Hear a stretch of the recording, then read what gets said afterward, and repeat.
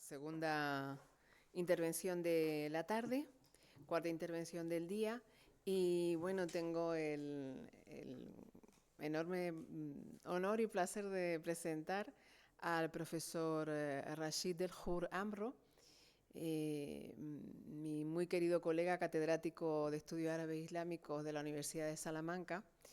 El profesor El Hur es catedrático, como digo, de Estudios Árabes Islámicos en la Universidad de Salamanca. Se licenció en Historia, primero en Marruecos, en la conocida Universidad del Malek Saidi de Tetuán, y a continuación en la UNED, en España.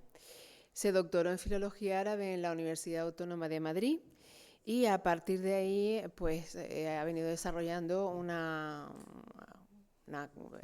carrera académica de una enorme solidez y sobre todo muy particular porque ha ido introduciéndose en una serie de temáticas que en efecto ahora, unos 20 años después, vemos cómo resultan completamente pertinentes por innovadoras. Ha publicado pues muchísimos trabajos, como ustedes pueden imaginar, en campos pues como la historia, el derecho también, historia del derecho, y sobre todo últimamente no, desde hace bastante tiempo ya, estudios de hagiografía, es decir, vida de santos, de santas. Ha sido el investigador que ha sacado a la luz una gran cantidad de información sobre santas musulmanas, no solamente a pie de fuente, en fuentes textuales, sino a pie de calle, diríamos, haciendo muchísimas entrevistas, trabajo de campo en Marruecos, algo que desde luego nos era desconocido. Anteriormente, quizás en época colonial, pues se había hecho alguna cosa, pero no con la metodología ni por supuesto la destreza académica e investigadora del profesor El Hur. También, bueno, es muy conocido como director IP de proyectos de investigación desde hace unos 15 años. Viene manteniendo financiación del Ministerio de Cultura. En fin, como ustedes saben, van cambiando, ¿no?, de denominación los ministerios. El ministerio que se ocupa de este tipo de financiaciones, y ha sostenido eso, la dirección de diversos proyectos de investigación. El último de ellos, el que están ustedes viendo aquí citado, sobre identidad cultural y religiosa en el sufismo de Marruecos y Senegal. Fruto de, pues como resultado de todo esto, de esta trayectoria tan impecable del profesor El Hur, en marzo del año pasado, de 2025, recibió el premio María de Maeztu a la excelencia científica de la Universidad de Salamanca. Y bueno, aunque se podrían comentar muchísimas más cosas acerca de su currículum y trayectoria, le doy ya la palabra para que puedan escuchar su conferencia La santidad en versión femenina en Marruecos, una lectura en las fuentes modernas. Yo me voy a bajar.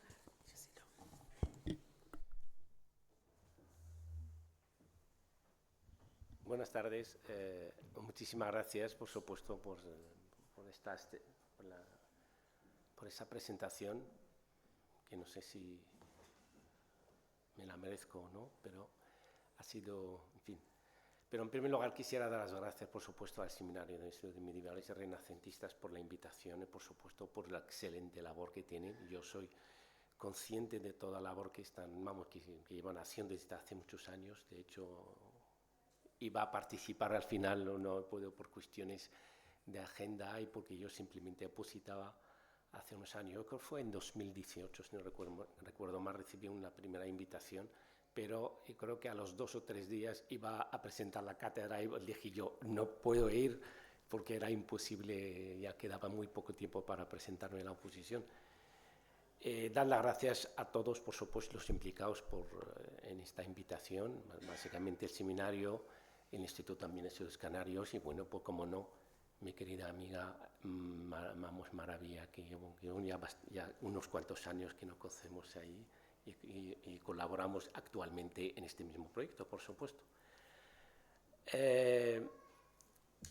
Mi relación con la geografía, como ya comentó, empezó, si no recuerdo exactamente, empezó hace unos 20 años más o menos. Yo me empecé haciendo historia de derecho. De hecho, puedo presumir, si me lo permitís, un minuto, simplemente porque no se había hecho historia de derecho, no en historia de derecho en sí, musulmán, no me refiero al historia de derecho en general, sino andalusí. Entonces, pues yo propuse un tema que yo creo que dio muy buenos resultados en ese sentido, porque hice una historia basada básicamente en fuentes árabes. No se habían manejado todavía muchas fuentes árabes. Y yo creo que se ha llegado a unas conclusiones de gran interés y, de hecho, sin exagerar, la obra que publiqué como originalmente, que era la tesis, se publicó en Helsinki y fue, la verdad, fue el bestseller del 2006 porque por la novedad más o menos, no por otra cosa, simplemente es por temas de fuentes árabes. Sigo trabajando, por supuesto, en historia de derecho y simplemente para pequeña información, trabajo sobre ahora la evolución del derecho, de la administración de justicia en los pueblos pequeños de Al-Ándalus. Hay muy poca información, prácticamente inexistente esta información, pero llegando información en las fuentes, sobre todo fuentes de carácter jurídico, social, y demás, pues se llega a información de interés.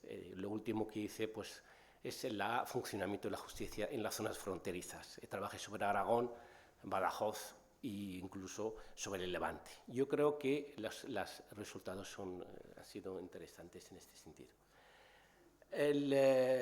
Cuando empecé una pequeña colaboración con Manuela Marín hace unos años sobre la alimentación de los santos, qué es lo que comían en esos momentos, qué es lo que comían y demás, y es un tema que no se había trabajado, pero también el manejo de varias fuentes magrebíes andalusíes pues siempre lleva a unas conclusiones, la verdad que es de gran interés. Pero también te das cuenta de una cosa, es del carácter universal de la alimentación de los santos, porque cuando empecé a hacer un estudio comparativo, encontramos que gran parte prácticamente compartían el vegetarianismo, entre otras cosas, la simple modestia, todo ese extremismo, hay uno extremista simplemente porque tanto en un contexto como en otro, lo que más premiaba era prácticamente la relación con la divinidad, que se consigue a través de muchas cosas, pero a través del ayuno. El ayuno extremista llevaba,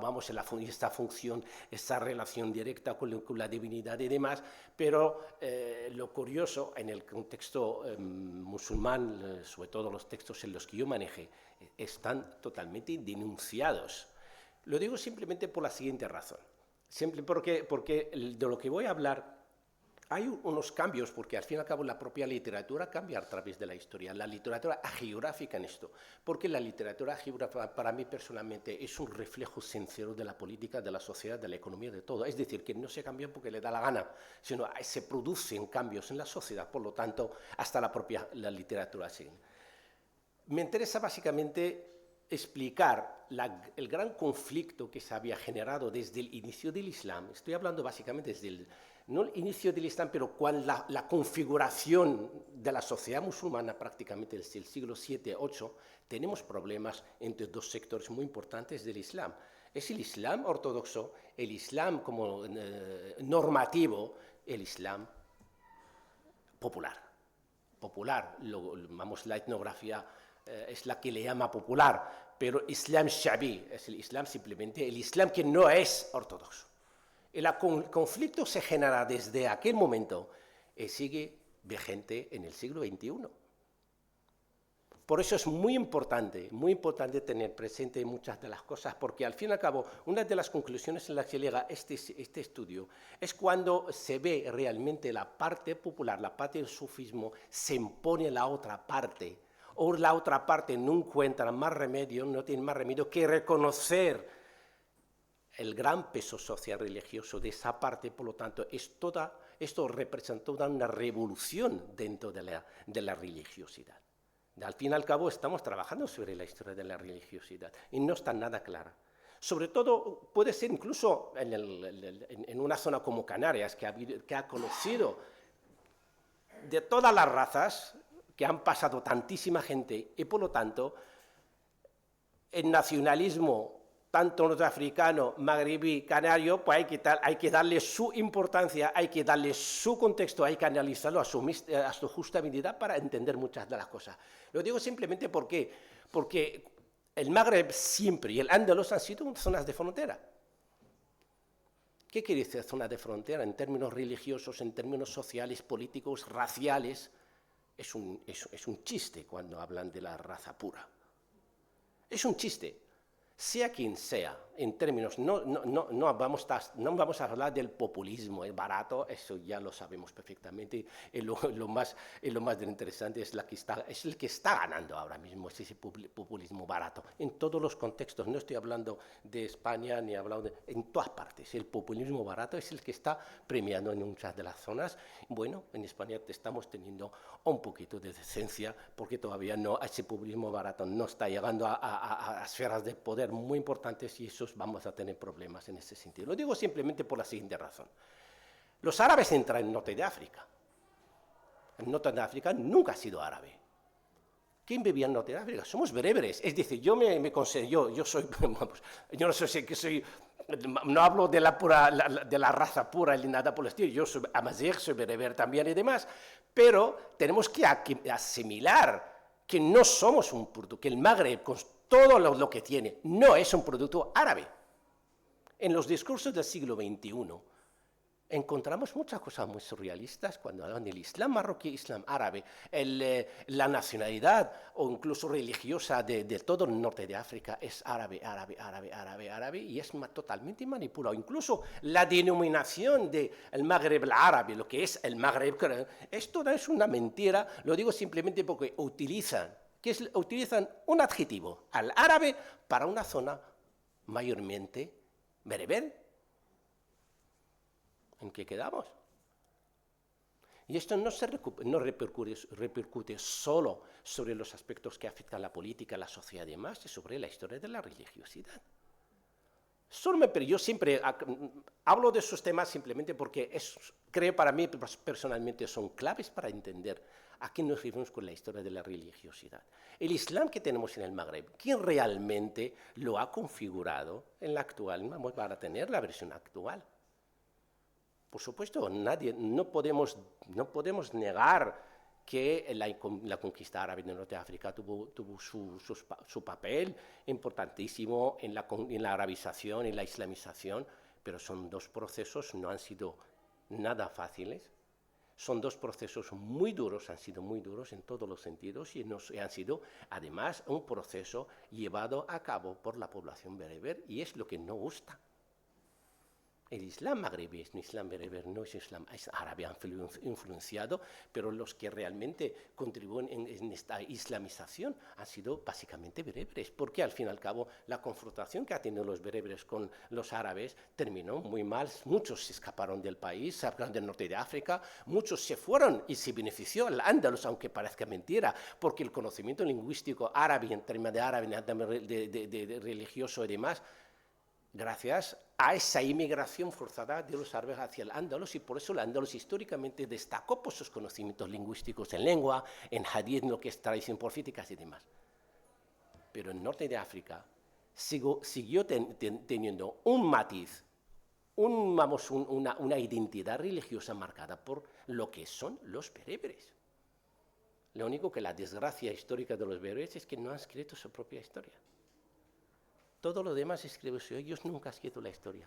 Y alguno en la historia, como un libro de Mafaj el-Barbar, obra del siglo XIV, se le ocurre escribir sobre la genealogía bereber, pero no pone anónimo, pone escribir el nombre del autor por miedo. Eso es una pequeña introducción para contextualizar lo que más o menos va. El origen de ese trabajo está relacionado básicamente con dos temas. Como dijo mi amiga Mavi, es que quizá la parte novedosa, pequeña aportación a lo que es ese tema de la religiosidad, sobre todo la parte que afecta a la religiosidad femenina, ha sido el trabajo de campo. La primera vez que se presenta, que se hace dentro del árabe, de la filología árabe, dentro de una especie de estudios árabes islámicos, una combinación entre el arabismo y metodologías propias de otros campos de investigación como la sociología y la antropología. Trabajo de campo creo que ha aportado muchísimas cosas, ha aportado, bueno, trabajo a lo que hemos hecho. De hecho, la profesora Manuela Marín y yo personalmente pues, publicamos un estudio muy interesante sobre ese tema.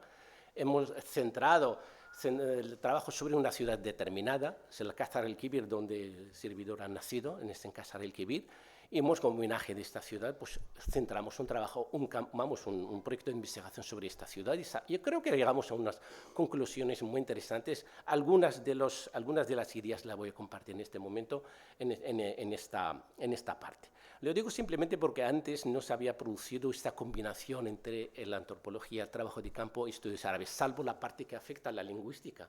Gente que estudia la lengua, nosotros no era esto, nosotros el objetivo principal es estudiar la santidad femenina, la aportación de las mujeres a la propia religiosidad. Y no podéis hacer una idea de lo que aportaron las mujeres en la tradición oral. Hay un etnógrafo francés, dice que las mujeres se vengaron de su invisibilidad en las fuentes escritas en la tradición oral. Es decir, que de hecho está totalmente comprobado que las mujeres dominan casi la mayoría absoluta de todas las historias en el trabajo de campo. Me refiero básicamente al trabajo que estamos realizando, que he realizado yo personalmente y sigo realizándolo en este mismo momento. De hecho, es una de las razones de centrar mi trabajo. Ese es un trabajo que se acaba de realizar en ese sentido. Yo empecé mi estudio sobre la ciudad, porque trabajamos en Norte de Marruecos, Alcázar el Quibir, Larache, pero una ciudad que en la que yo estoy trabajando en este momento es Arcila, no sé, conocéis dónde está situada, está a unos 27 kilómetros de Tánger, es la Atlántica, es una ciudad atlántica, es ciudad portuguesa, prácticamente portuguesa porque ha sido invadida por Portugal. De hecho, todo el fenómeno de santidad de esta ciudad está relacionado con los portugueses, es decir, que tanto mujeres como hombres aparecen como resistentes ante la conquista de Portugal a esta ciudad de Arcila. Lo que más me llamó la atención es que en todo trabajo que cuando inicié mi pequeña investigación, no encontré absolutamente ninguna referencia en ninguna fuente escrita. Cero, sobre Arcila, no existe nada, absolutamente nada. Lo poquísimo que encontré son referencias en fuentes portuguesas, hablan de la figura de una persona en particular que se llama Aisha Candisha, es Aisha la condesa en las fuentes portuguesas, pero no dicen absolutamente nada, simplemente que era la imagen que se transmite sobre mujer, que era mala mujer, era fea, era esto, el otro, que incluso la propia memoria popular empezó a convencerse de que esa una mujer era incluso mitad hombre, mitad persona, mitad genio, tiene patas de caballo, tiene esto, lo otro. Resulta simplemente es una mujer que era, eso sí, todo el mundo dice que era bella, incluso la propia referencia portuguesa, simplemente ella se dedicaba a seducir a los soldados portugueses y los resistentes estaban ahí esperando y los mataban y demás. El problema no está relacionado solo con Alcázar el Quibir, sino esta misma historia se encuentra en todos los lugares en los que intervino Portugal a partir del siglo XV, finales XV, el siglo XVI, por lo tanto, es una imagen no relacionada con Arcila, ninguna ciudad, sino es una imagen nacional por completo. Por lo tanto, no se puede tomar como una referencia para hablar de la santidad determinada de una zona determinada. Por lo cual, me dije, pues es imposible. Yo encontré en mi trabajo sobre Larache, sobre la ciudad de Alcázar, que vi referencias en alguna fuente, incluso la propia etnografía, sobre mujeres santas, pero no tenemos absolutamente nada.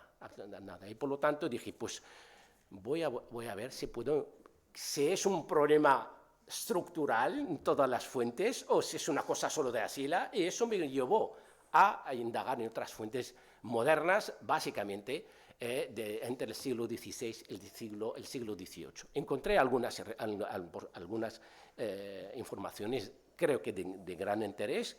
Es la que voy a compartir con vosotros con ustedes en este momento, pero también de esto encuentra su origen también en en un trabajo colectivo que hice con la profesora Manuela Marín, que ya encargó de la parte medieval, yo quería aportar algo sobre la parte moderna, pero era sobre mujeres carismáticas y demás, desde una perspectiva americana, pero al final no podemos forzar lo que no se puede forzar y por lo tanto encontré otro tipo de mujeres con características propias, es decir, que estamos hablando de, incluso como decía antes al principio, la evolución de la propia geografía cambia con el tiempo. La medieval conserva relación con la moderna, pero la moderna tiene sus propias características y es lo que voy a comentar en este momento.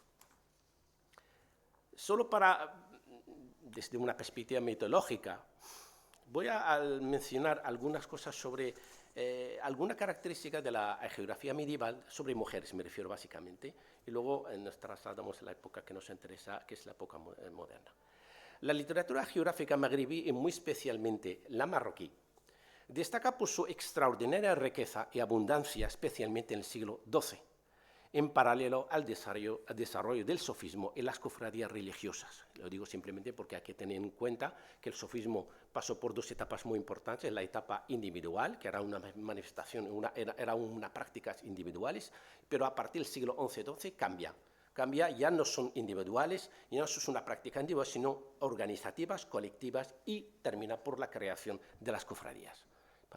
Eso se radica, eso prácticamente se vuelve un fenómeno religioso muy importante a partir del siglo XIII-XIV, es cuando realmente ya podemos hablar de grupos bien organizados.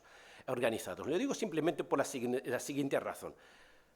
Bien organizados en todos los términos, porque entender la historia del Magreb entero, en Marruecos en este caso, lo digo Marruecos porque hay muchos árabes norteafricanos, no les gusta simplemente porque en Marruecos, en el norte de África, era el imperio más importante que se había hecho con lo que conocemos actualmente, con Argelia, con Túnez y demás, con el Andalus, con los almorávides o los almohades, es la evidencia en este sentido.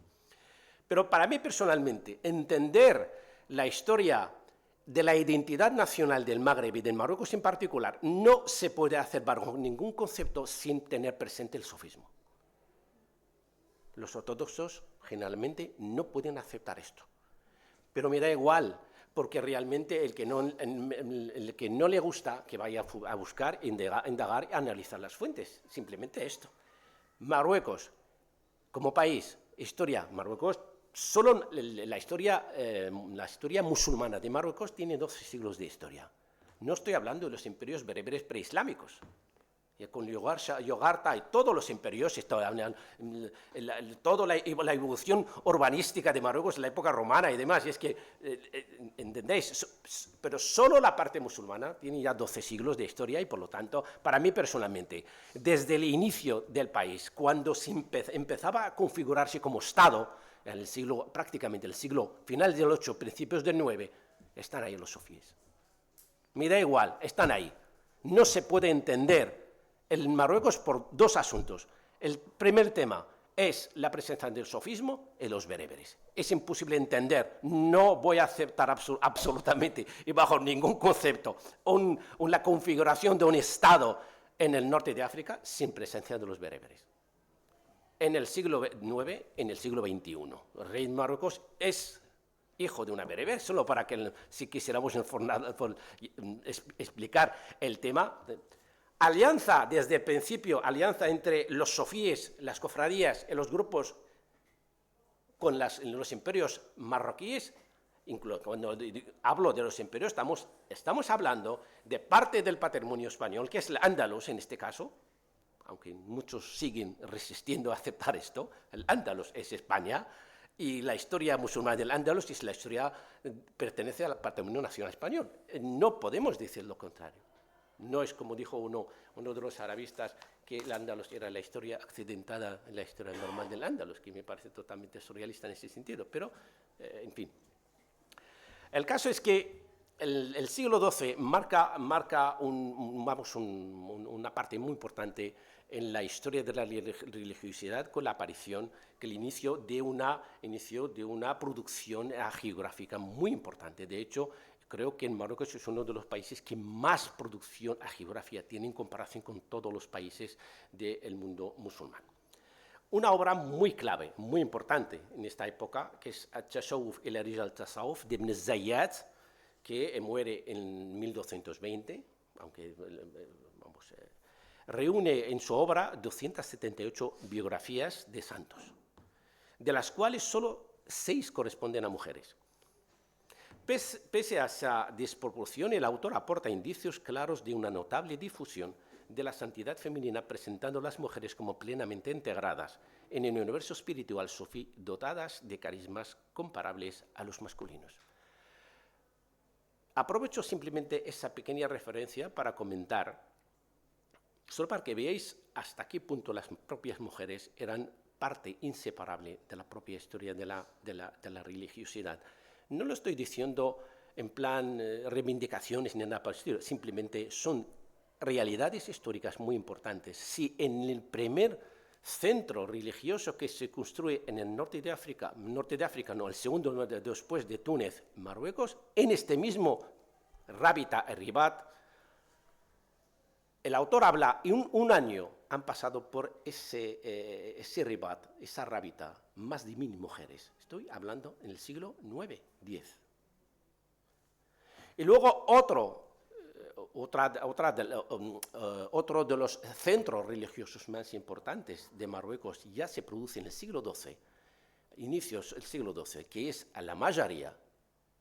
Hay una presencia latente de mujeres en este mismo cosa. Es decir, la visibilidad o no visibilidad depende, por supuesto, de 2 cosas. El interés del propio autor, no de la propia práctica en sí, sino del propio autor, por un lado, y por otro lado también por el papel que corresponde a las mujeres. Y yo vuelvo a insistir, llevo haciendo trabajo de campo, creo que son 15 años. Es imposible hablar de cofradías, de organizaciones actuales, sin la presencia y el papel activo de las mujeres en todos estos. Eso lo digo simplemente porque, ya no por reivindicar nada, simplemente son realidades y mi trabajo consiste, entre otras cosas, es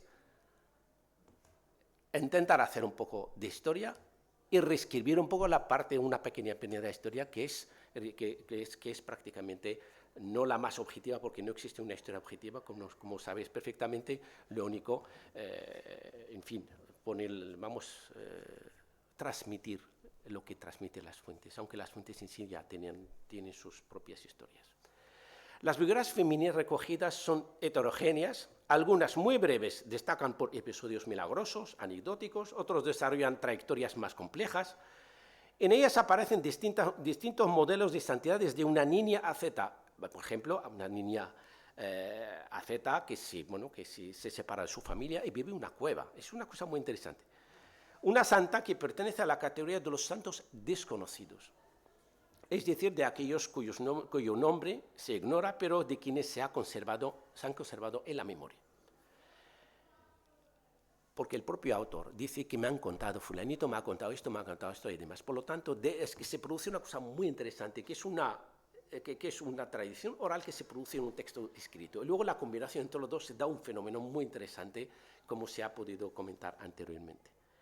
El modelo de santidad encarnado de esa joven, apartada del mundo y su familia, va unido a una condición asexuada. ¿Por qué? Lo digo siempre, es como una niña que ni siquiera había llegado a la edad de la pubertad. Se la supone desligada de todo deseo terrenal y su muerte, anunciada por la luz que ilumina su cueva, es el fin natural de una corta vida. Es lo único que cuenta. Quizá es una de las partes negativas de las propias biografías que se ofrecen, aunque se parecen mucho con otras biografías de hombres, pero de desconocido. Es pocas veces cuando se hablan de hombres dicen que era desconocido. Casi los nombres siempre se les menciona todos los nombres, pero esa santa desconocida afectaba básicamente a mujeres. Por eso es una de las partes más negativas de las biografías si la comparamos con las biografías de hombres. Pero también tenemos santas santas adultas que muestran, por lo contrario, a mujeres que llevan una vida bien insertada en entornos familiares y sociales. Se saben, por otra parte, sus nombres. En una de ellas, incluso la fecha de fallecimiento. Estoy hablando de las 6. No olvidemos que estamos hablando de 6 personas de las que conocemos. Se trata de Munaya bint Maimun ad-Dukali, que murió en Marrakech en 1199.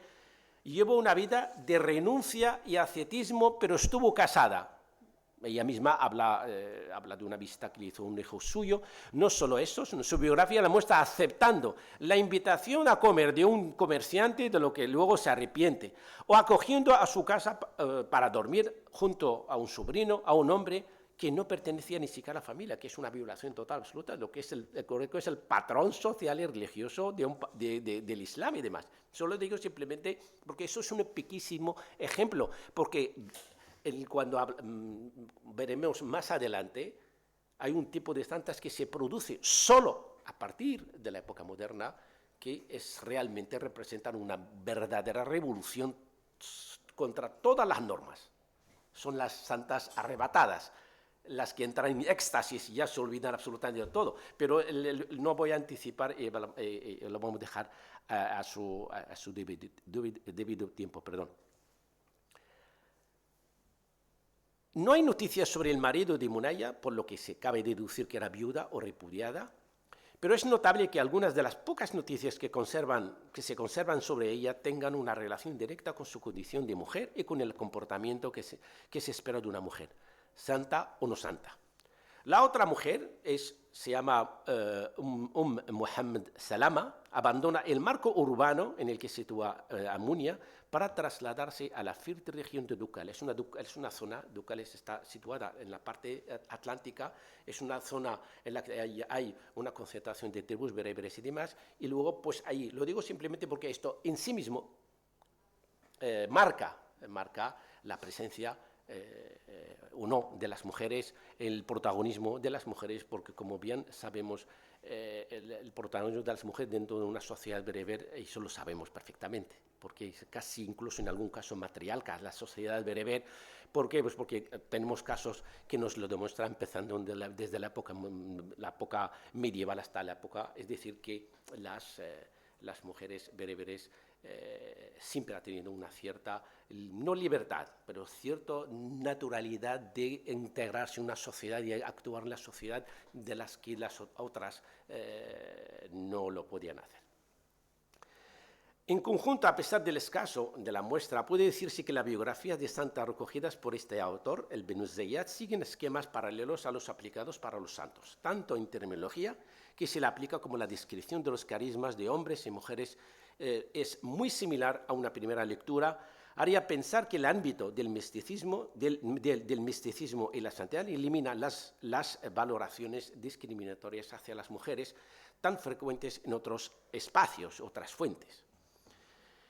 Cuando dice esta es santa, esto es santo, es prácticamente en árabe no se puede decir, porque al fin y al cabo es la relación singular que tenían con la divinidad. Sí, Saliha, Waliya, son nombres prácticamente, son sinónimos, y para un hombre no se le utiliza otro término, simplemente la variación es del género, es decir, Waliya, Saliha, Abida, entre otros términos, y por lo tanto, desde la perspectiva de la terminología utilizada es totalmente parecida, por lo cual, en este sentido no hay problemas.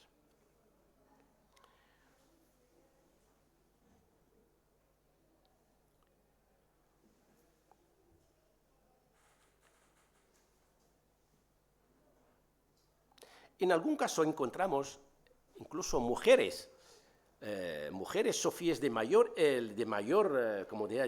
religiosidad, de excelencia religiosa, son calificadas de hombres como si se las desprendieran de su género propio. Siendo ello así, cabe señalar que la pequeña muestra de biografías de mujeres recogida por Ibn Zayyad, la conciencia de la diferenciación de género está muy presente, como lo está también la valoración social que de ello se hace, no se aprecia el mismo modo en las biografías de los varones. No obstante, aunque el lenguaje de los atributos espirituales aplicados a mujeres y hombres son similares, persiste una clara consideración de género, en algunos casos, claro. Las normas sociales condicionan la presentación de la santidad femenina, introduciendo matices ausentes en la biografía masculina, especialmente en lo relativo al comportamiento público y a la modestia. El caso es que depende de casos, no se puede generalizar en absoluto, pero siempre las fuentes, sobre todo las que hablan de estas mujeres, cuando no quieren entrar en un conflicto y quieren explicar comportamiento social, recurren a los milagros, a los prodigios para explicar un comportamiento u otro. Y así, de hecho, eso lo utilizan básicamente para justificar un comportamiento de mujer, pero no lo utilizan para justificar el comportamiento de hombres ni nada por el estilo. Siempre en esta parte es la que se aprecia alguna diferenciación respecto a las biografías que se ofrecen. En las épocas posteriores, no voy a dar más detalles porque no es el objetivo inicial de esta intervención. En la época posterior, como comenté antes, del siglo XVI y XVIII, se percibe una mayor visibilidad de las santas, de mujeres santas, ligada al auge del jerifismo. Es muy importante tener presente este término. El jerifismo se convierte en una referencia básica de la legitimidad política y religiosa. Jerifismo es el pertenecer a la genealogía jerifí, que conduce directamente ¿dónde? A la familia del profeta. Y esto se produce y va a crear prácticamente un antes y un después respecto no solamente al fenómeno de la geografía, sino incluso a la propia historia del Estado político marroquí. En este sentido, porque a partir del siglo XVI, a partir de este periodo, las cosas cambian por completo, porque hay una presencia, una injerencia de un término nuevo y que va a cambiar incluso la propia cultura política, social y religiosa del país.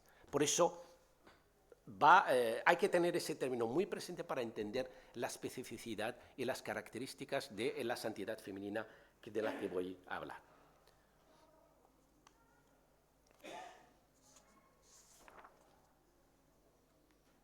En esta época, evidencia la presencia de diversas figuras femeninas de santidad en Marruecos, especialmente en ciudades como Fez, Marrakech y Meknès, las tres ciudades de excelencia religiosa, social, en la que prácticamente se centran gran parte de nuestras mujeres, por la simple razón. ¿Por qué? Porque quitando algunos casos vinculados a méritos individuales de algunas mujeres, el resto pertenecen a familias muy adineradas de posición social religiosa muy importante en el país. Y además, gran parte de esas mujeres tienen procedencia andalusí, eran andalusíes. Y andalusíes residían básicamente en varias ciudades, pero básicamente la ciudad de Marrakech, porque Marrakech es Marruecos, Fez es Marruecos, y por lo tanto la residencia de estas familias en estas ciudades tiene sus propias razones políticas, sociales, incluso económicas.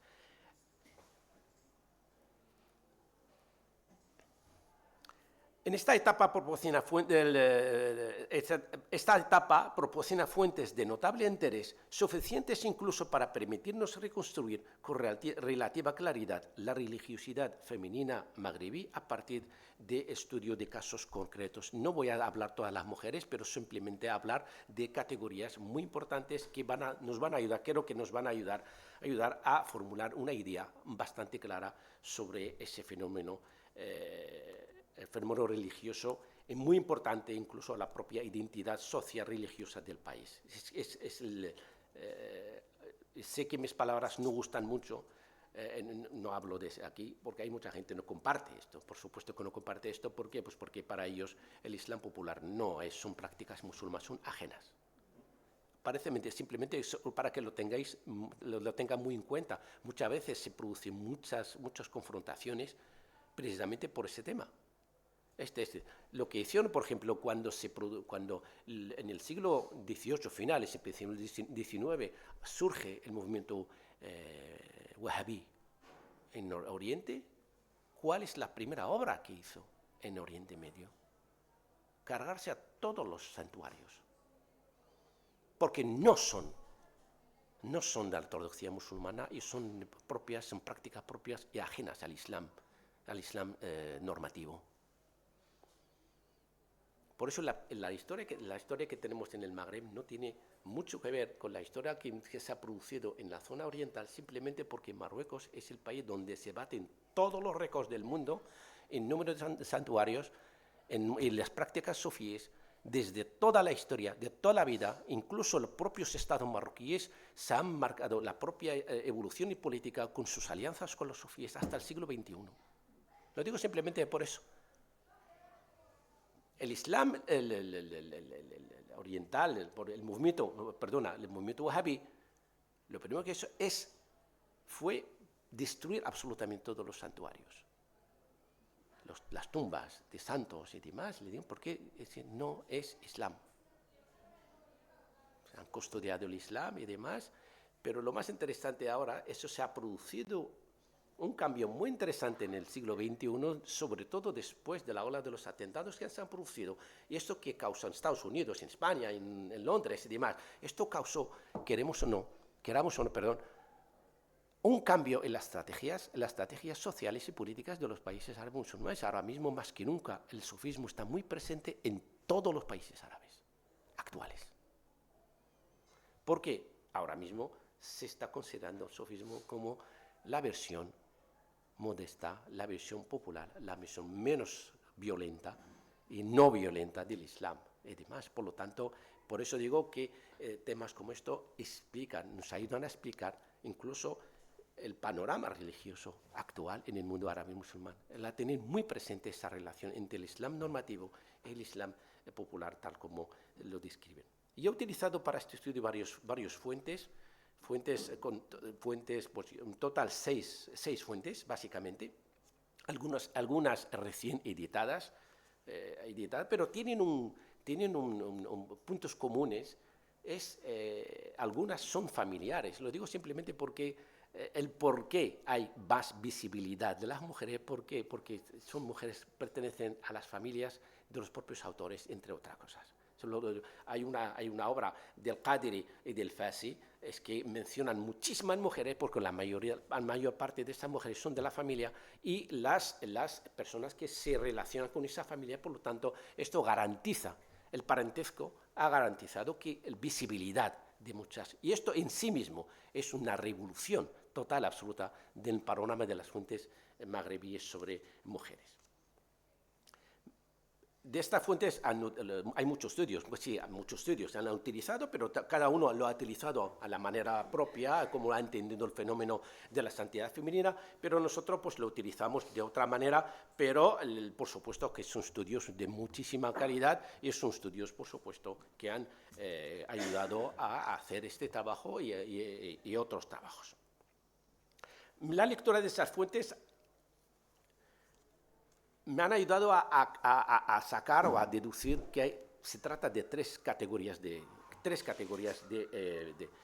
estas mujeres. Mujeres santas, la primera categoría, mujeres santas pertenecientes a familias de conocimiento y saber religioso, es decir, que estamos hablando de mujeres formadas. Es muy importante porque la educación en el Islam o fuera del Islam no era un plato fácil a todo el mundo. No todo el mundo tenía acceso a la educación y demás. Por lo tanto, la educación es muy importante para determinar incluso el tipo de santidad. Y desde luego, para el Islam, lo digo con conocimiento de causa, simplemente he tenido la suerte de trabajar sobre el tema de la historia de la educación, y ha sido siempre una educación elitista. Los que tienen pueden estudiar, los que no tienen no estudian. Hay una gente que, bueno, es como estaba hablando de ese tema, pero es que no todo el mundo ha tenido la suerte de estudiar. Y esto no creo que solo que afecta al Islam, afecta absolutamente a todo el mundo. Y además, todo lo que nos ha llegado a través de las fuentes son ideas de que los demás querían que nosotros tengamos. Es decir, que no es la historia, ni es la verdad, ni es nada. Simplemente necesitamos tener herramientas básicas para entender lo que querían. Dice, porque desde luego nadie ha escrito la historia gratuitamente. Han escrito la historia o han contado la historia determinada porque nos quieren vender algo. y porque una persona determinada ha pagado por ello. Por eso una persona que yo le recuerdo con mucho cariño lo que dijo una vez, que Maribel Fierro, dijo, el imperio que más ha invertido en I+D fueron los almohades. Es que es impresionante la cantidad de dinero que han pagado para crear una historia oficial. Le digo simplemente porque los libros no salen así, porque la gente no se le cruza los cables y dice, voy a escribir sobre los almohades, o escribo los almorávides, o escribo sobre los fulanitos. Que no. Uno se escribía para ganar la gracia de alguien, o se lo han pagado. ¿Por qué? Porque en la mayoría absoluta estaban muertas de asco. No estudiaban, no podían estudiar, si mueren para comer y para vivir y nada más. Y eso es la suerte de la mayoría absoluta de las poblaciones del mundo entero. Y el Islam en ese sentido no es una excepción en ese sentido. Por lo tanto, cuando vienen a vendernos la historia, de repente encontramos 80 fuentes en la época almohade. ¿Pero por qué? ¿Por qué tenemos 3 o 4 fuentes en la época anterior y tenemos 80 y casi la mayoría absoluta sataniza al imperio anterior? Por eso digo que, por lo tanto, una persona que de repente empieza a escribir en la historia, pues habrá que utilizar un poco y analizar lo que nos quiere decir. Incluso los que ensalzan nuestras propias biografías de mujeres santas son familias, uno habla de su madre, de su tía, pero también hay que relativizar, pero eso hay una visibilidad muy interesante, pero también hay que analizar toda la información que nos cuenta. Por lo tanto, la primera categoría, como comentan, mujeres santas, pertenecen a familias de saber, cuya santidad se ve reforzada por la tradición erudita familiar. Estamos hablando de la familia y es una que representaba prácticamente una garantía de la continuidad, de la herencia, de la transmisión de ese saber, pero también de esa santidad. Tenemos mujeres vinculadas a zawiyas. Conocéis perfectamente lo que es zawiyas, incluso en términos zawiya en español. Eso son cofradías, pero formadas, son edificios y demás, pero también son tradiciones, son cofradías y tradiciones familiares, y además y además zawiyas se crean en la época posterior. Hay muchos estudios que dicen que a partir del siglo XV, otros al siglo XIV, aunque otros más simples dicen que el siglo XII, pero mezclan entre lo que es Rabi'a, Ribat y la Zawiya, pero la Zawiya realmente se produce en el siglo, por las funciones que ha adquirido a partir de la época Merini. Estamos hablando básicamente del siglo XIII al XV, es cuando ya realmente se convierte en algo muy importante. Pero ya a partir de la época Saadi, estamos hablando del siglo XVI, XVII, ya no es solo una cofradía, un centro de enseñanza religiosa y demás, sino estamos hablando realmente de un poder político imprescindible para la gestión política en Norte de África. No existe absolutamente ningún Estado que haya tenido viabilidad sin la alianza con la Zawiya. Actualmente en Marruecos tenemos alianza entre lo que es el gobierno y las cofradías que se conoce la Zawiya Bouchichia. La Bouchichia actual prácticamente son realmente responsables ahora de todas las reformas religiosas en el país. ¿Eso qué quiere decir? Estamos hablando de una especie de una presencia del Islam sufí en la vida política del país, con todo lo que implica la presencia de la reforma religiosa, entre los cuales está el propio estatus de las mujeres actualmente en Marruecos. Y esto responde prácticamente a esa alianza. Siempre ha habido esta presencia. Y luego tenemos la tercera categoría de mujeres santas reconocidas por méritos individuales. Esto es muy importante, cuya reputación se basa en su piedad, carisma y experiencias extraordinarias. Esta ya rompe, lo que comenté yo antes, ese tipo de categoría de mujeres es la que rompe por completo las tradiciones sociales, los tabús sociales y demás por su comportamiento, pero también por su relación singular con la divinidad. Por supuesto, no todas las mujeres, pero sí. No pertenecían ni a la primera ni a la segunda categoría, pero también una gran presencia en la sociedad. Y esto en sí mismo, conociendo la historia de la religiosidad, en sí mismo representa una revolución en el panorama religioso de un país como Marruecos.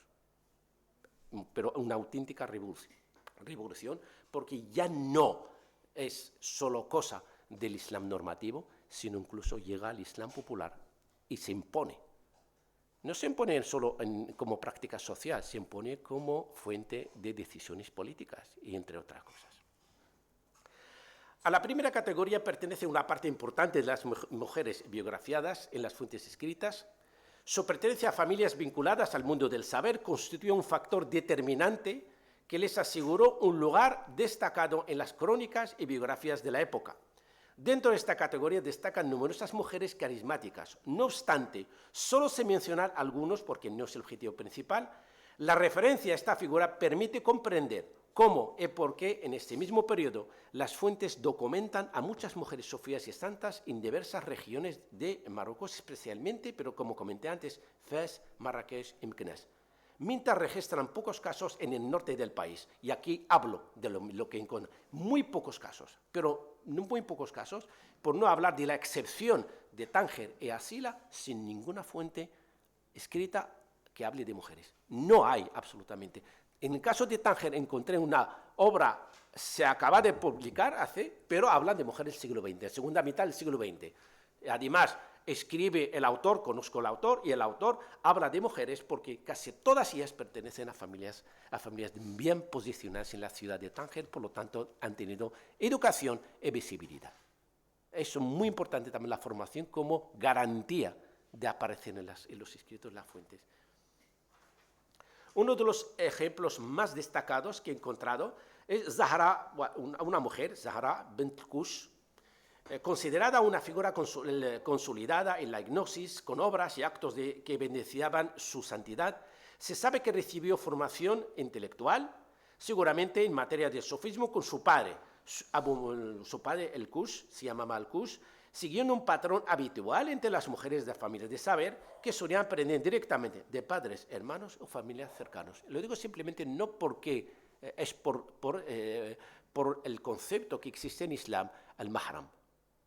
El mahram son todas aquellas personas con quien no puedes tener relaciones sexuales legítimas. Vamos, legítimas, no legítimas. No puedes acostarte con tu padre, ni con tu hermano, ni con tu tío.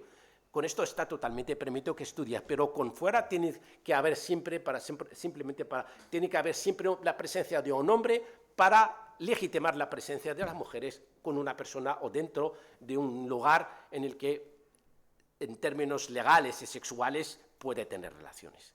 Por eso es muy importante cuando se estudia la historia de la propia educación de mujeres y demás, siempre se produce bien en casa con su hermano, con su tío, con todas aquellas personas con quien no pueden mantener relaciones sexuales. Y es simplemente por normativa, no por otra cosa. Por supuesto, se producen revoluciones contra todas esas normas, y eso lo sabemos perfectamente, pero una fuente una fuente que defiende a las mujeres de su familia no va a poner absolutamente nada, porque al fin y al cabo habla de su familia, no de su madre, de su hermana, de su tía, de su prima y demás, y pues no va a producir nada que pueda dañar la imagen de... Zahra poseía además una belleza notable.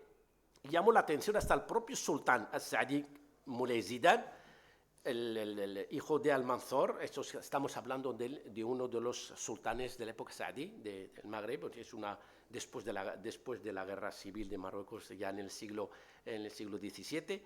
Sultán se mantuvo alejado de ella, aparentemente por temor ante la santidad que emanaba sus obras y su relación con Dios. Lo digo simplemente porque tengo un estudio que dio algunos ejemplos sobre el castigo de los santos a todos los demás, simplemente por llevarle la contraria, por insultarte, por invocar a Dios. Por lo tanto, en la imagen popular también se mantiene, si es un santo, es que simplemente por una maldición me puede matar, lo que sea. Por lo tanto, se alejó de ella por completo, a pesar de que estaba totalmente enamorado y maravillado por su belleza y demás. Es frecuente en la que las represalias, como decían, es que se produce, por lo tanto, mejor sí. Ella murió en 1611 y su mausoleo se ubica en las afueras de Bab Sibta. Bab Sibta es un cementerio.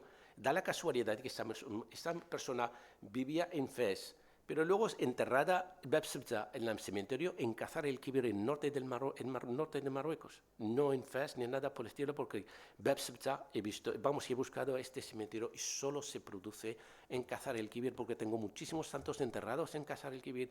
Eso, pero no hay que extrañarse, ni muchísimo menos, porque al Cazar el Kibir en la época moderna, sobre todo el siglo XVII, se convierte en un centro económico muy importante y gran parte de las familias de santidad eran comerciantes y por lo tanto cambiaron, encabezados por la familia Alfasi, una de las familias más importantes de origen andalusí, fueron a vivir en Cazar Kibir porque era un centro comercial muy importante. Nuestra santa nunca contrajo matrimonio, confirmando así el patrón común entre las santas de la época, quienes, según la narrativa, dedicaron toda su vida a Dios, como sucedió con son casos que he estudiado yo personalmente, la Lamnana de Larache o la Lamnana de Arcila, la Fátima al-Andalusía, es un caso muy singular y muy importante. Zahra no pertenecía al colectivo de santas analfabetas, su círculo de maestros fue limitado, como comenté antes, parte de su familia. Según Ibn Askar es un autor de una obra muy importante del siglo XVII, se titula Dawhat al-Nashir. El padre de Zahra era un hombre inteligente, devoto, generoso, practicante de todo lo que es el tasawwuf. Uno de los fenómenos más importantes para demostrar realmente tu propia religiosidad es dedicarte a ta'am, dar de comer a los pobres. Incluso no solamente a los pobres, incluso a los discípulos de las cofradías y demás. Durante la ocupación portuguesa de Azmur, en la parte atlántica, Abu Muhammad es el padre, un grupo de sofs se refugiaron en esta ciudad y no salieron hasta que se resistieron ante la conquista portuguesa en esta época, incluso posterior. Lo digo simplemente, las riendas del Estado fueron tomadas por los sofíes en este momento. En el siglo XVII los sofíes tomaron ante la pasividad de los gobiernos centrales, los que se tomaron la molestia de defender las costas y demás, eran los sofíes, familias de sofíes, incluso grupos. Por eso, como comenté antes, la figura de la Aisha Khandisa individual, pero es una mujer prácticamente con una imagen nacional, lo digo simplemente, y todos ellos pertenecen a cofradías o pertenecen al mundo del sofismo, porque en este preciso momento con el jerismo se produce una revolución en lo que es el concepto nacional en Marruecos. Ellos, ante la pasividad de los gobiernos, toman las riendas. Ellos ya prácticamente, para mí personalmente, toman las riendas para demostrar, no solamente solo para deslegitimar los que no hacían absolutamente en el país, sino también demostrar como el sofismo como alternativa religiosa en el país y en cualquier parte. Y es muy importante también tenerlo muy presente. Para la segunda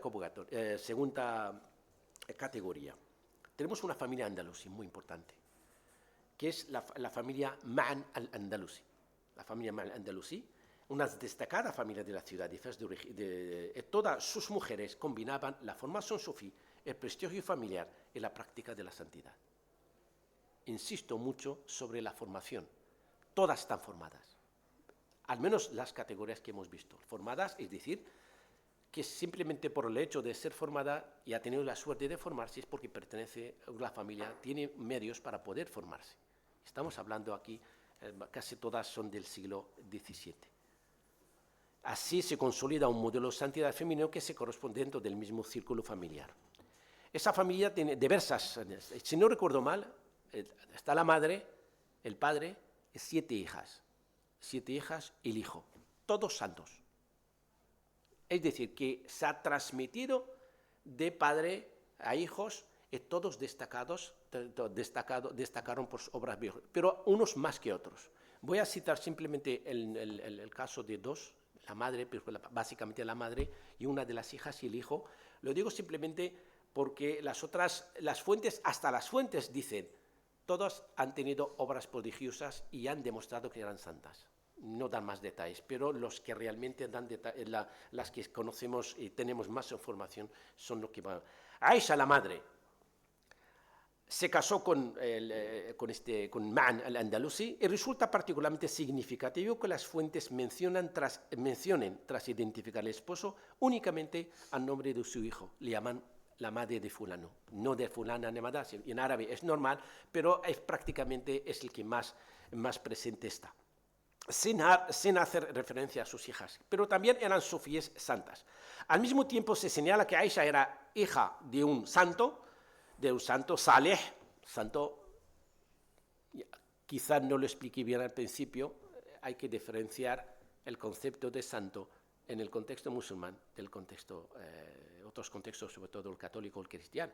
Lo digo simplemente porque el santo en el Islam es simplemente para facilitar a los que nos escuchan, porque no existe un santo. Es eso. En tal caso de Saleh, Abid, es amigo de Dios.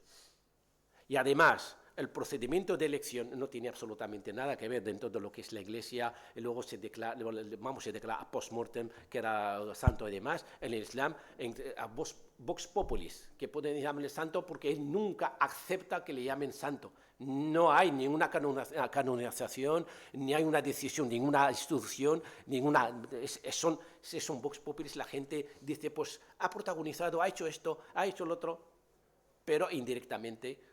Estas obras prodigiosas, no, en el mundo de las hagiografías, en el Islam, se prefiere utilizar prodigios que milagros, porque el milagro para los profetas según el Islam y los prodigios para los santos. Y por lo tanto hay que tener esas diferencias. Nosotros utilizamos términos santos simplemente para que los que nos escuchan entiendan que estamos hablando de una determinada clase de personas, pero salvando las diferencias culturales, intelectuales, incluso religiosas entre los diversos ámbitos.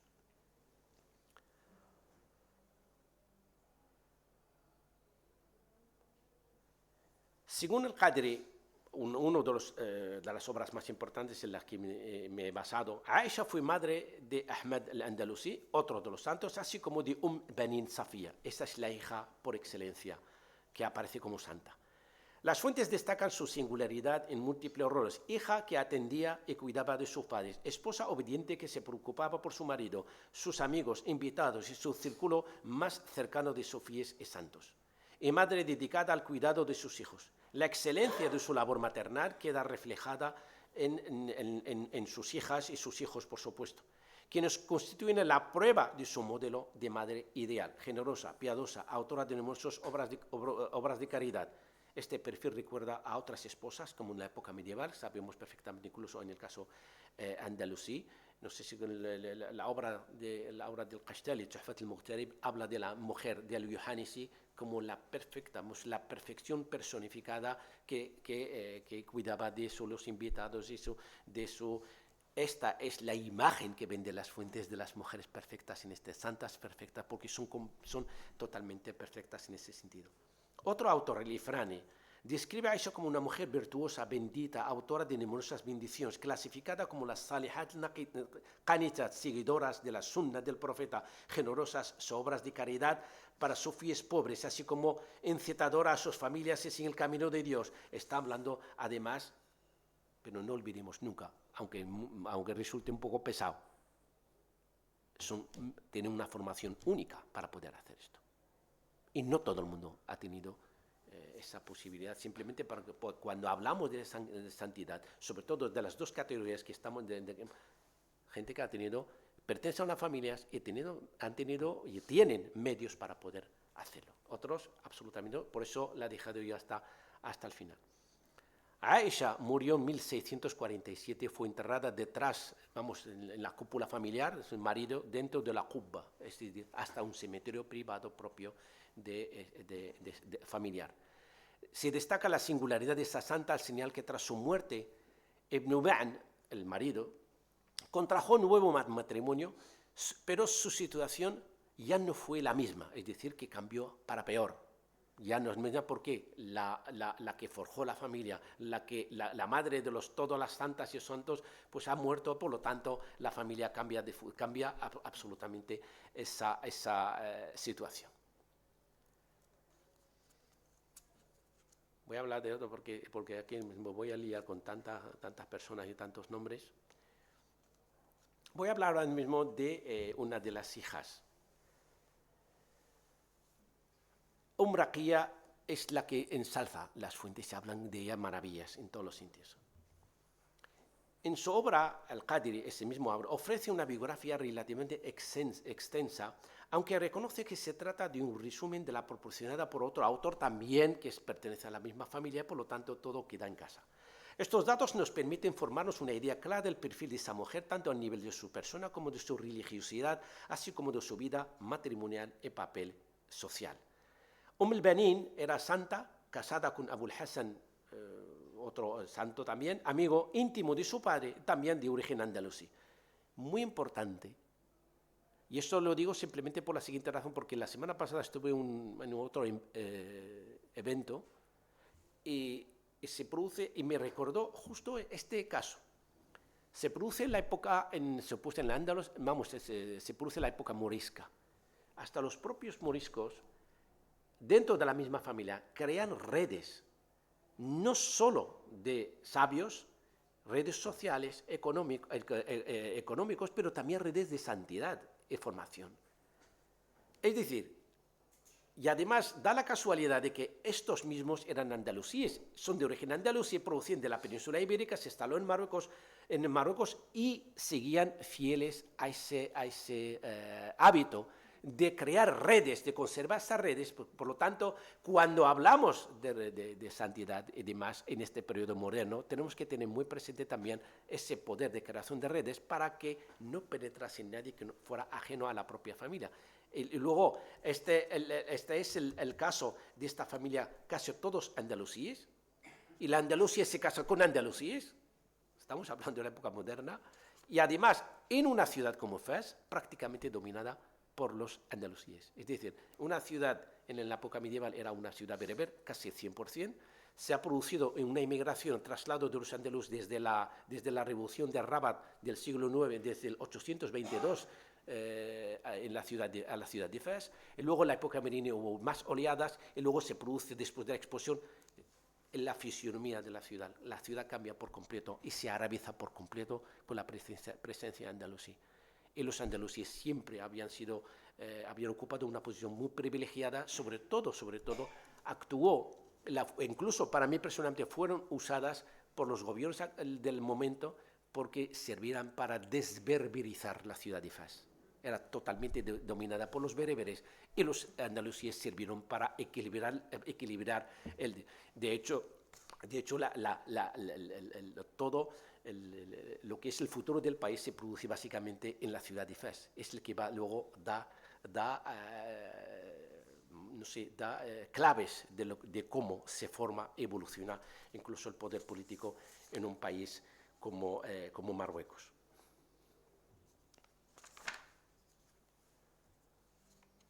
al-Banin mantenía una relación estrecha con su hermano, en parte por compartir servicio o hidma, el mismo maestro. Abul Qasim al-Khsasi. Es decir, estamos hablando de dos hermanos que entraron en el servicio de un santo, trabajan con él. Solo en el mundo de la santidad, el servicio a una persona es muy importante sobre todo para los que aspiran a ser santos o tener. Es que si tú no trabajas, no haces el servicio a un santo, tú no puedes aspirar absolutamente a nada. Pero es que da la casualidad de que en este sentido el hermano y la hermana entran en el servicio del mismo santo. Yo creo personalmente que es para legitimar el servicio de la hermana a ese santo, por eso entra el hombre, pero eso fue relativo en el caso de al-Banin, porque se han producido casos, y tengo aquí, no voy a nombrar todos los casos, simplemente un pequeño resumen de los casos en los que no había presencia absolutamente nada. Incluso hay casos de muchas mujeres que entraron, mujeres, y no estoy hablando de hombres, hombres es el pan de cada día, es decir, dentro de lo que es de la carrera en la santidad, que los hombres entran al servicio de otros santos es lo más normal, pero que las mujeres entran al servicio de hombres que no tenían ninguna relación sanguínea y demás, es lo raro, pero sí que se han producido. ¿Qué quiere decir esto para mí en ese sentido? Simplemente estamos hablando de un cambio radical en el fenómeno de la santidad. Incluso una revolución dentro del panorama social, económico, incluso político del país. ¿Por qué? Porque ya no es exclusivo solo de las familias que mantienen una relación sanguínea, un parentesco, sino el panorama empieza a ser un poco más abierto a todo el mundo. No sé si me explico. Es muy importante en términos religiosos, políticos y sociales un país como Marruecos en ese sentido.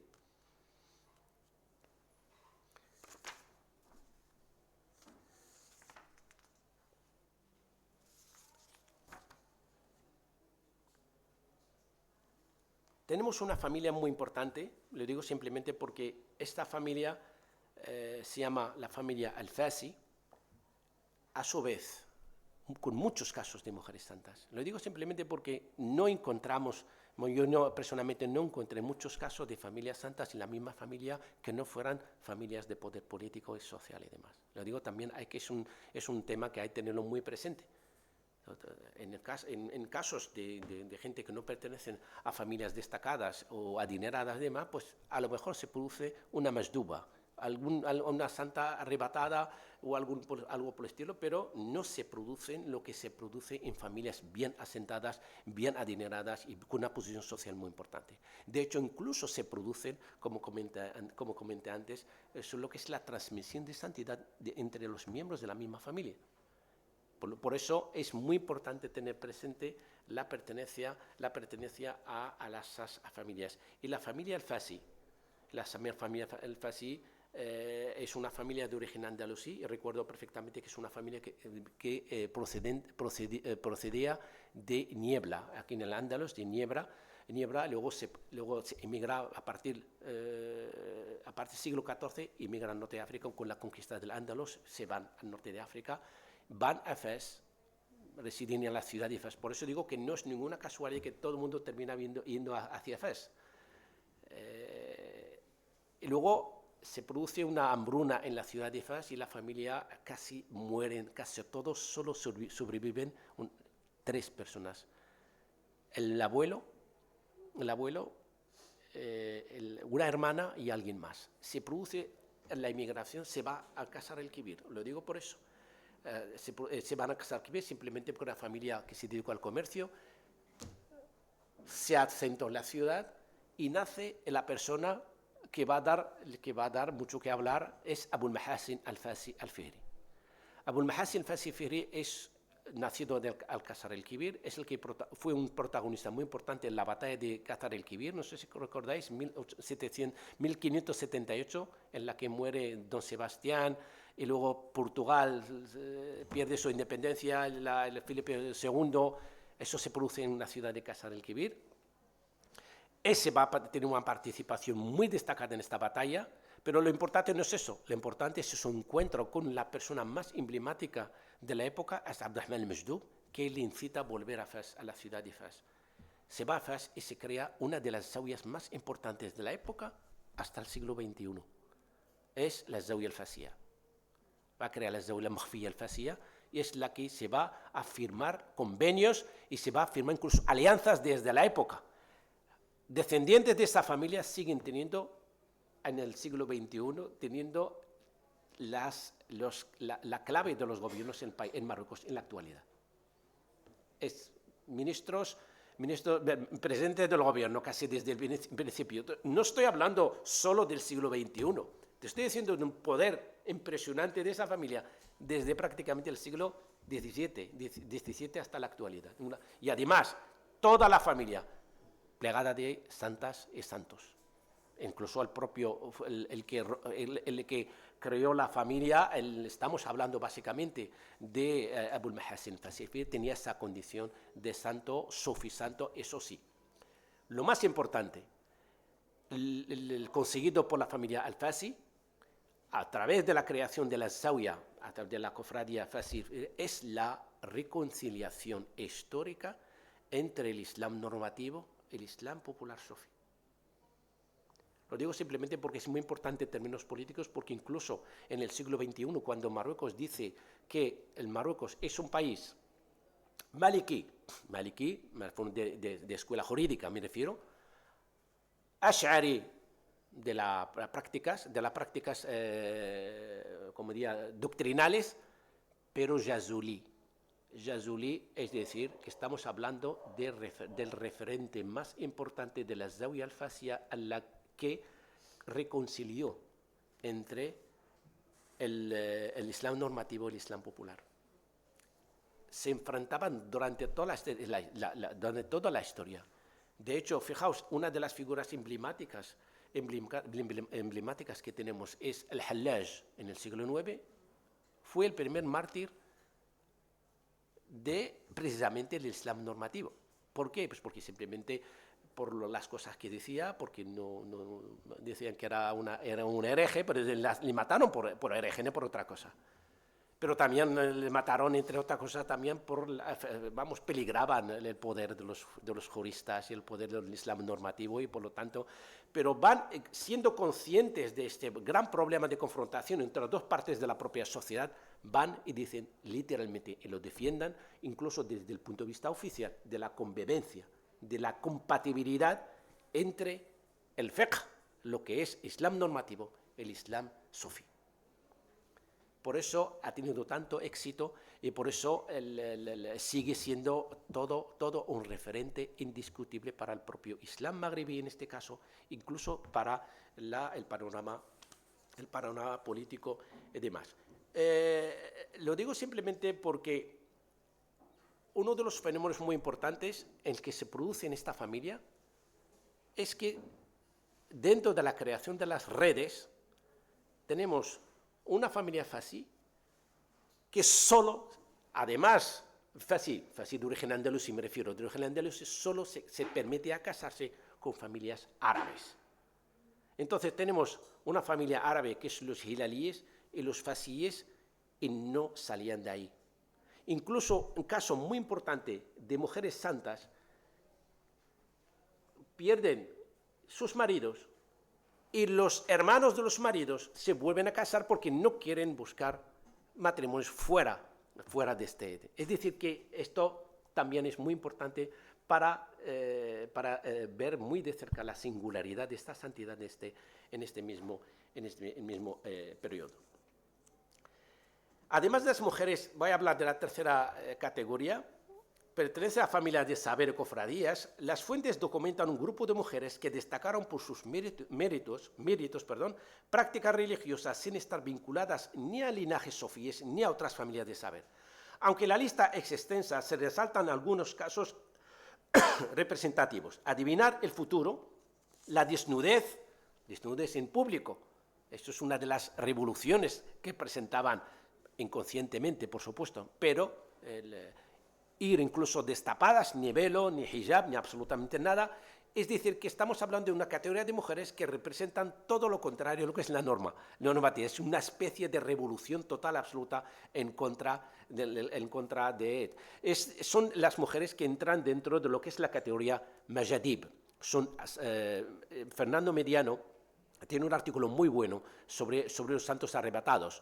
Incluso santas arrebatadas, que es que cuando ya entran en entran en estado de éxtasis, incluso de ausencia, y ya se quedan desnudas, pero luego hablan un lenguaje que solo entienden otras personas de la misma categoría, un lenguaje ininteligible por completo. De hecho, solo lo entienden las personas que de la misma categoría, que tiene la misma condición de Meshdub o Majadib, y no solo esto, sino incluso la adivinanza del futuro.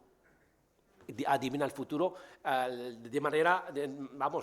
de hecho, incluso en el trabajo de campo que hice yo personalmente en Qasr al-Kibir, que tiene mucho que ver con un caso muy concreto de Aisha al-Adawiya, con la misma persona, además, con el sultán de Marruecos. Es el sultán, la máxima figura política del país, que se llama Moulay Slimane.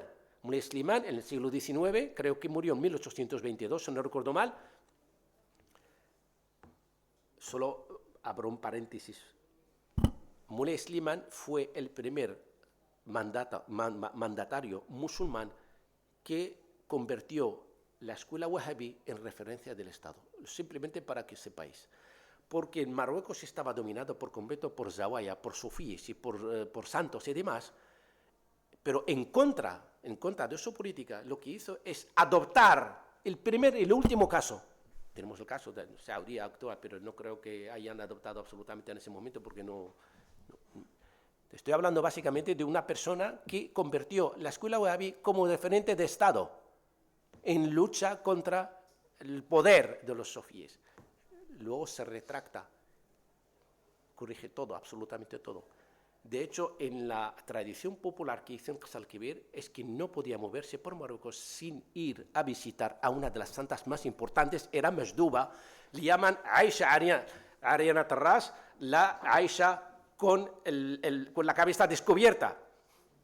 Con la cabeza descubierta simplemente porque la tradición popular cuenta sus visitas al norte de Marruecos y siempre la visitaba a ella.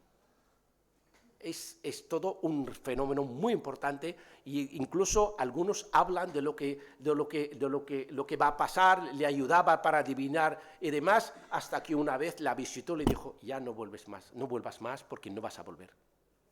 Volvió a Fez y muere.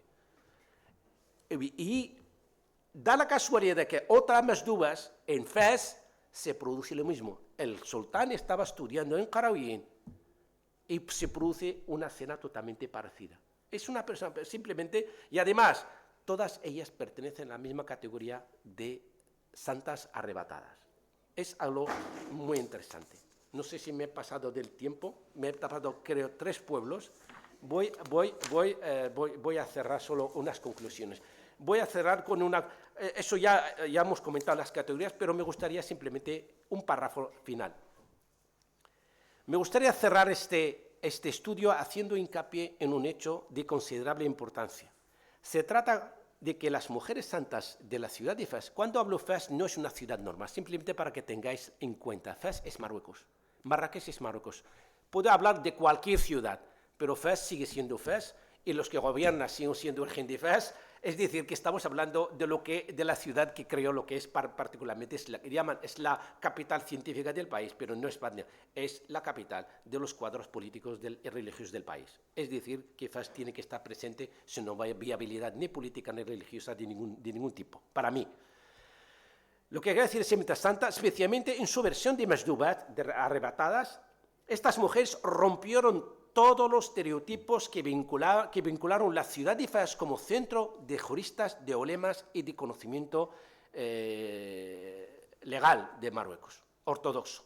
Las santas Mesdubas mostraron la otra cara de la moneda, la otra cara de la ciudad de Fez, que fue por las fuentes consagrada como centro por excelencia de juristas y ulemas que se encargaban de las labores de control y vigilancia del Islam institucional y oficial. Gracias al respecto de que gozaron las santas, básicamente estas Mesdubas, y su religiosidad, tanto por parte de la gente del vulgo, como parte por las instituciones, por los responsables políticos, pudieron salir de esta religiosidad oficial y ortodoxa, incluso inauguraron otro tipo de religiosidad protagonizada por el sufismo popular. Estas santas permanecieron muy presentes en la ciudad, vivas y muertas, y sus mausoleos se convirtieron en lugares de visitas y bendiciones. Muchísimas gracias y siento pasarme el tiempo.